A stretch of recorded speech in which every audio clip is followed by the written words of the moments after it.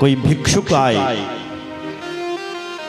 कोई मांगने वाला आए, तो उसको खाली हाथ मत जाने देना,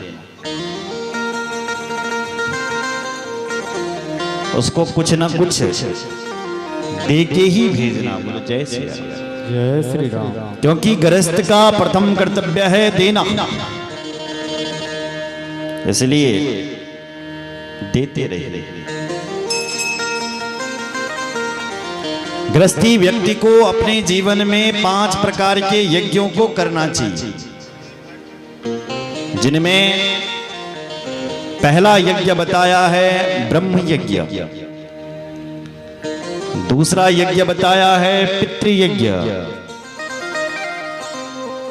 तीसरा है देव यज्ञ, चौथा है अतिथि यज्ञ और 5वां है भूत यज्ञ। मेरी मां, यहां कितने लोग ऐसे बैठे हैं जिनके घर पर रामचरितमानस है? हाथ खड़े करो। तुलसीदास बाबा की रामचरितमानस आपके घर पर हैं तो हाथ खड़े करो, ताली बजाओ।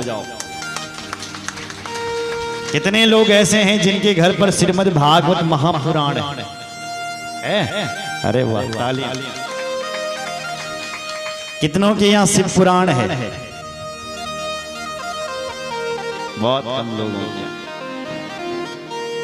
तो आपके घर पर कोई ना कोई सदग्रंथ होना चाहिए। आप हो सके एक ग्रंथ का सहारा लो, उसको पढ़ो।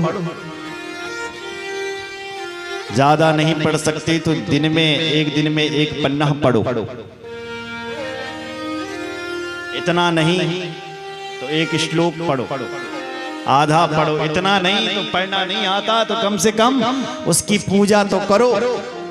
ग्रंथ भी देवता है, ये साक्षात शिव स्वरूप है, कृष्ण स्वरूप है ये ग्रंथ, जिसके ग्रंथ है।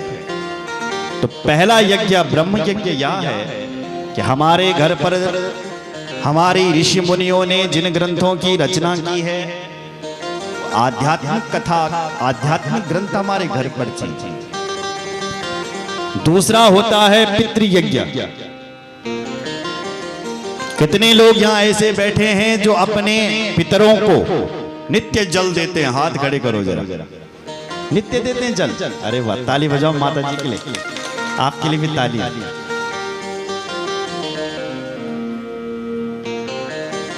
जो लोग अपने पितरों को नित्य जल देते हैं, ऐसे लोगों की यहाँ किसी की अकाल मौत नहीं होती। सीधी सी बात। अगर आपके पितर आपसे रूठ गए तो आपकी यहाँ कंगाली छा जाएगी। पैसा है भी तो भी सुख शांति चली जाएगी वहां से, अगर पितर नाराज हैं। इसलिए पितरों को प्रसन्न करना है तो हो सके तो उनको नित्य जल दो। अगर आप इतना नहीं कर सकते तो किसी पर्व के दिन, अमावस्या के दिन, पूर्णिमा, संक्रांति, अक्षय तृतीया, जैसे आज बड़ा पुण्य दिन है, अपने पितरों को जलांजलि देनी चाहिए, तिलांजलि देनी चाहिए। बोलो जय सिया राम। जय श्री राम। ध्यान रहे, सफेद तिलों की तिलांजलि ही पितरों को दी जाती है। काले तिल देवताओं के लिए और सफेद तिल पितरों के लिए। बोलो जय श्री राम। जय श्री राम। तो दूसरा यज्ञ आपका पूर्ण। कितने लोग यहाँ ऐसे बैठे हैं जो नित्य भगवान भोलेनाथ का अभिषेक करते हैं? है कोई ऐसा? अरे वो है नहीं, पीछे भगत जी हैं, ताली बजाओ उनके लिए। नित्य अभिषेक, भले सारे काम छूट जाए लेकिन भगवान भोलेनाथ का अभिषेक नहीं छूटना चाहिए। भरत के जीवन में ये नियम था कि वो भोले बाबा का अभिषेक नहीं छोड़ता था। इसलिए भोले बाबा का अभिषेक, देवताओं के लिए दीपक अपने घर में हमेशा जलाओ। जब आप एक दिया भगवान के लिए जलाते हैं, उस आध्यात्मिक की आप ज्योत जलाते हैं, तो हम लोग उस आध्यात्मिक की ओर अग्रसर होते हैं। ज्योत एक साक्षी है कि तुमने आज आध्यात्मिक की ओर बढ़े हैं, तुम भगवान की ओर बढ़े। धूप जलाओ, धूप विजयी के लिए जलाई जाती है। ये मेरे भगवान, जैसी इस धूप से राख उड़ रही है, ऐसी जहां जिस काम के लिए मैं जाऊं वहां भी विजय की धूल उड़े। इसलिए भगवान को धूप चढ़ाई जाती है। अगरबत्ती बिल्कुल ना जलाए, जितना हो सके अगरबत्ती का त्याग करो। कहते हैं उसमें बांस होता है और बांस कभी जलाना नहीं चाहिए, और जो लोग बांस को जलाते हैं उनको पितृदोष लगता है। इसलिए अगरबत्ती ही मत जलाओ, धूप जलाओ। अच्छा, अगरबत्ती का तुमने नाम भी नहीं सुना होगा कहीं। धूप दीप नैवेद्यम समर्पयामि, हर ग्रंथ कहता है, कहीं अगरबत्ती का नाम नहीं लिखा हुआ है। जहां भी लिखा हुआ है धूप दीप, अगरबत्ती तो कहीं है ही नहीं। इसलिए जितना हो सके धूप जलाओ। बोलो जय सिया राम। जय सिया राम। तीसरा यज्ञ पूर्ण। चौथा है अतिथि यज्ञ। आपके घर पर कोई आए, अचानक कोई घर पर आ गया, वो भूखा पेट न जाए, या अपने हिस्से का जितना आप कमाते उसमें से कुछ अंश धर्म के लिए अलग रख दो। जो घर पर आएगा, जहां भी शुभ कर्म होगा, सत्कर्म होगा, वहां ये पैसा जाएगा, अलग बचा के रखो, तो आपका वो अतिथि यज्ञ भी पूर्ण हो जाएगा। और 5वें नंबर का है भूत यज्ञ। ये बड़ा महत्वपूर्ण है, 5वें यज्ञ। कितने लोग यहाँ ऐसे बैठे हैं जिनके घर की पहली रोटी गाय के लिए निकलती है? हाथ खड़े करो। अरे यार, तालियां बजाओ। वाह, यहाँ तो गौ भक्त भी बैठे हैं महाराज। आपके घर की पहली रोटी गाय के लिए, बीच की रोटी पक्षियों के लिए, और अंत की रोटी, हाँ ये सब आप जानते हैं, अंत की रोटी कुत्ते की। अगर आप ऐसा ये करते रहोगे तो आपका गृहस्थ आश्रम परम पावन पवित्र हो जाएगा, और आप उस पदवी की ओर बढ़ते चले जाएंगे जिसके लिए हमने ये जन्म लिया है। बोलो जय सिया राम। जय सिया राम। बोले भक्त वत्सल भगवान की जय हो। यथा गंगा वहायना शरीरम पावनम भवे, तथा पतिव्रतां दृष्ट्वा सफलम पावनम भवे।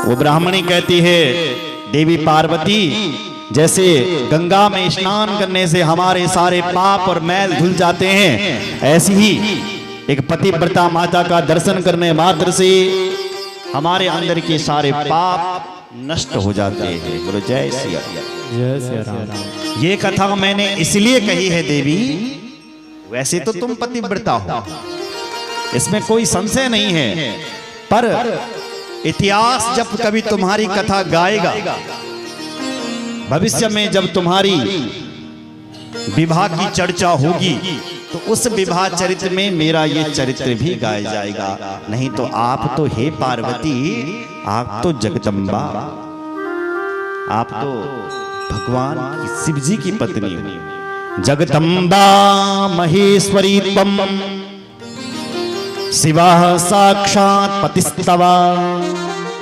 तव स्मरणो नान्यो भवन्ति ही पतिव्रता। तुम तो साक्षात जगदम्बा हो, महेश्वरी हो, तुम्हारे पति तो ईश्वर हैं, भगवान हैं। आपके तो स्मरण मात्र से ही लोग पतिव्रता बन जाओगे। फिर भी मैं इसलिए कह रही हूं कि इतिहास इस कथा को अवश्य गाएगा, इसलिए मैं ऐसा कह रही हूं। बोलो शंकर भगवान की जय हो। भगवान शंकर वहां से अपने कैलाश में आए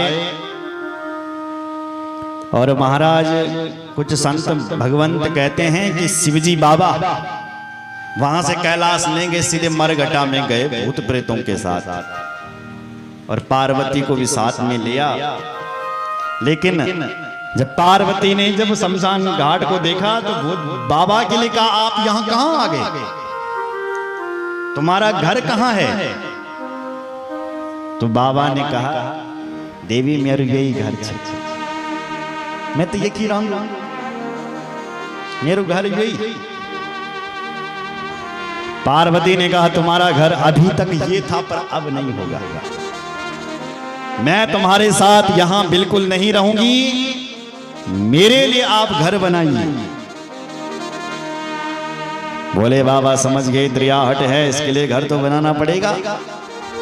तो तुरंत विश्वकर्मा को बुलाया और उन विश्वकर्मा के लिए कहा कि आज तुम हमारे लिए एक महल बनाओ भैया, हमारी जरा धर्मपत्नी चाहती हैं कि हम महल में रहें।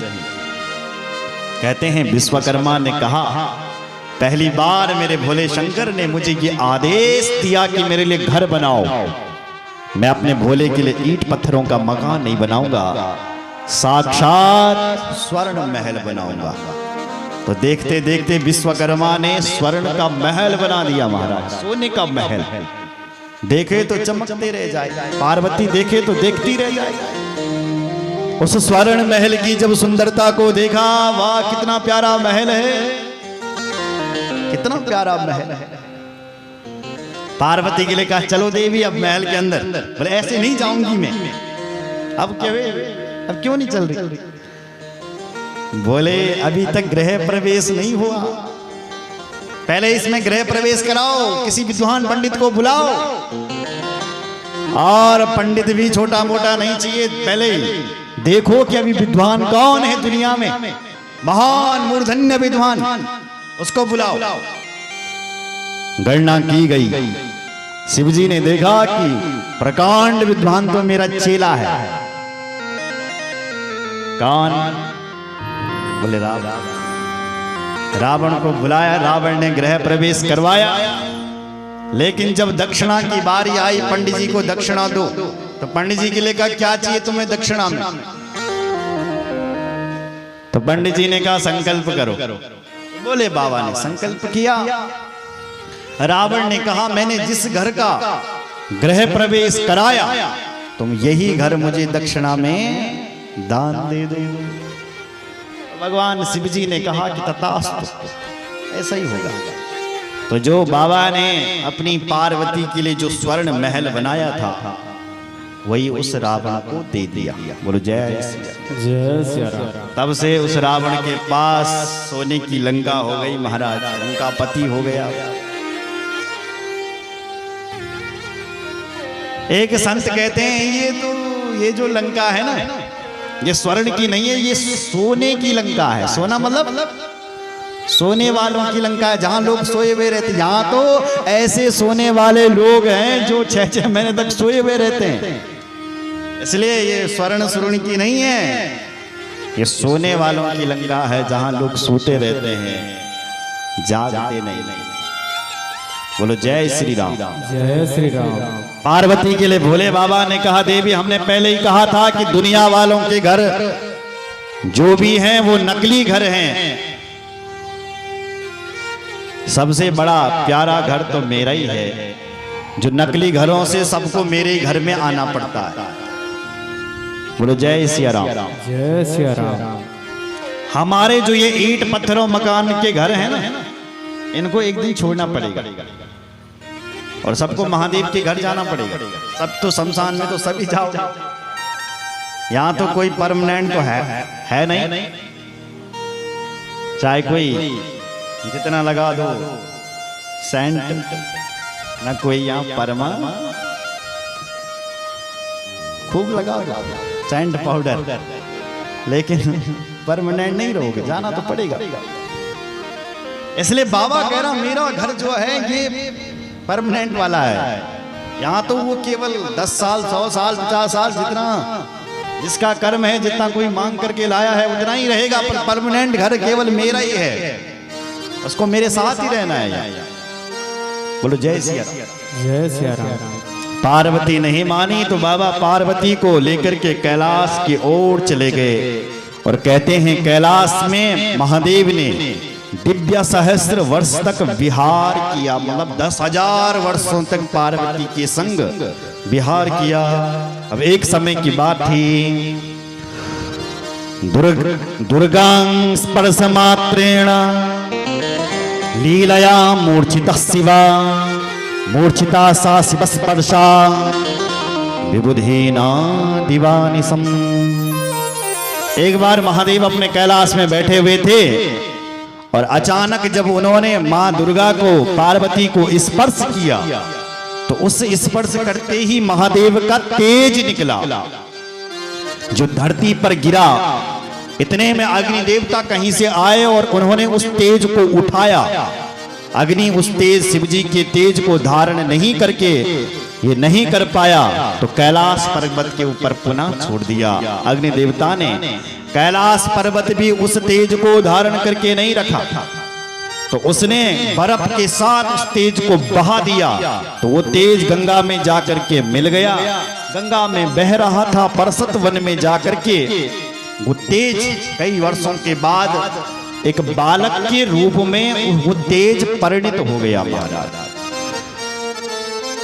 सरे सुपतितम वीर्यम सद्यो बाला बभूवः अतीव सुंदरा संभो स्ववर्धना पावने तटे।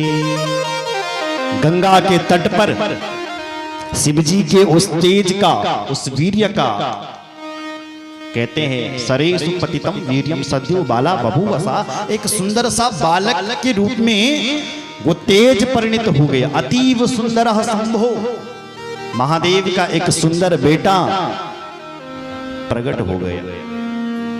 वहां पर 5 देवियां स्नान कर रही थी गंगा जी में।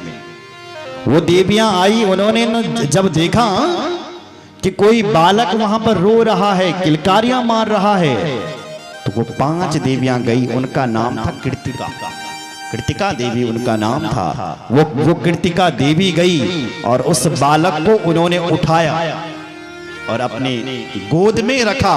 जैसी उन कृतिका माताओं ने उसको अपने गोद में रखा तो उनके स्तनों से दूध बहने लग गया और वो बालक उन माताओं का दूध पीने लग गया। तो कार्तिकेय, ये कृतिका माताओं का दूध पिया उस बालक ने, इसलिए उन माताओं ने उसका नाम कार्तिकेय रख दिया। बोल कार्तिकेय भगवान की। अधुना कृतिका नाम च वनेतं पोष्य पुत्रकं तन्नामा चक्रुता स्त्रीणा कार्तिकेय कौस्तुका। कार्तिक के नाम से वह बालक प्रसिद्ध हो गया। जिस दिन उस बालक का जन्म हुआ, कहते हैं उस दिन मांगशीर का महीना था, शुक्ल पक्ष था, षष्ठी तिथि थी और इस दिन इस बालक का प्रादुर्भाव हुआ। बोल शंकर भगवान की जय हो। कार्तिकेय महाराज की जय हो। उपगुह्य गुहम तत्र पार्वती जात संभ्रमा स्तुतं पाययामासा स्तनं स्नेह परिलुप्ता। मां भगवती पार्वती ने जब सुना कि मेरा बेटा हो गया है तो दौड़ करके आई मां पार्वती। जैसे आई तो उनके स्तनों से दूध बहने लग गया तो मां पार्वती उसको अपना स्तनपान करवाती है और उस बेटे से लाड़ लड़ाती। इतने में विश्वामित्र जी आ गए, उन्होंने उस बालक के नामकरण संस्कार करवाए। अग्नि देवता ने कहा ये तो मेरा भी बालक है, मैंने भी उसको उठाया था। तो अग्नि देवता ने उस बालक को अपनी शक्ति प्रदान कर दी। महाराज शिव जी आए और उस बालक को ब्रह्मांडपति घोषित कर दिया। गरुड़ जी आए जिन्होंने उस बालक को मयूर भेंट कर दिया और अब सारे देवता आए और स्तुति करने लगे, हे कार्तिकेय महाराज, आपका जन्म ही हमारे उद्धार के लिए हुआ है। क्यों? बोले एक तारका नाम का असुर हमें भयंकर परेशान कर रहा है, हे प्रभु उससे हमारी रक्षा करो, रक्षा करो, रक्षा करो। कार्तिकेय महाराज चल पड़े देवताओं के साथ। जैसे ही तारकासुर को दिखाया तो भयंकर युद्ध करने के लिए आ गया तारकासुर। तो कार्तिकेय महाराज भी चल पड़े, भयंकर युद्ध होने लग गया। थोड़ा तबला भयंकर युद्ध दोनों तरफ से, हस्ताभ्याम हस्तयोर्वद्भापदिभ्याम एव च पादयोरत्नीद्वयरत्नीभ्याम जाणोभ्याम च भुजाने। भयंकर युद्ध होने लग गया, इधर उधर से शक्तियां चलने लग गई। जब कार्तिकेय जी महाराज बार बार हारने लगे तो देवताओं ने अपनी शक्ति दी। फिर महादेव चल करके आए और महादेव ने जब अपना त्रिशूल कार्तिकेय भगवान को भेंट किया, उसी वेग से कार्तिकेय जी ने वो त्रिशूल फेंका और तारकासुर, गोविंदाय नमो, तारकासुर का अंत हो गया। बोल शंकर भगवान की जय हो। हर हर महादेव हर हर महादेव। यहाँ तक कार्तिकेय जी का चरित्र गाया गया। इसके बाद भगवान गणेश का पावन चरित्र है। आइए उससे पहले हम एक भजन और उसके बाद गणेश जी के पावन चरित्र में प्रवेश करते हैं। बोलो शंकर भगवान की जय हो। गंगा मैया की जय हो। आज भगवती गंगा माँ के चरणों में प्रणाम करते हैं कि आज 6 महीने बाद उनके कपाट खुले हैं, इसलिए माँ के चरणों में प्रणाम करना जरूरी है। बोले गंगा मैया की जय।